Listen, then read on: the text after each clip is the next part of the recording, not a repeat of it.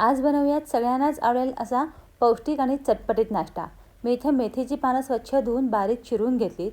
मग 1 वाटी गव्हाचं पीठ, 1 वाटी डाळीचं पीठ, आलं लसूण मिरचीचा ठेचा 1 चमचाभर घेतला, हळद अर्धा चमचा, तिखट अर्धा चमचा, चवीप्रमाणे मीठ आणि तेल घालून घेतलं 2 चमचे। मग थोडंसं एकदा मिक्स करून मग आपण जी बारीक चिरलेली मेथीची पानं होती ती घालून घेतली आणि मग थोडं थोडं पाणी घालून असं घट्ट असं पीठ तयार करून घेतलं। शक्यतो जेवढं कमी वापरता येईल तेवढं कमी पाणी वापरायचं। मग एका चाळणीला तेल लावून असे बॉल्स तयार करून घेतले। तुम्ही बॉल्स पण तयार करू शकता, अंडाकृती पण तयार करू शकता। मग उकळत्या पाण्यावर ती चाळणी ठेवून दिली आणि 15 मिनिटं उकडलं।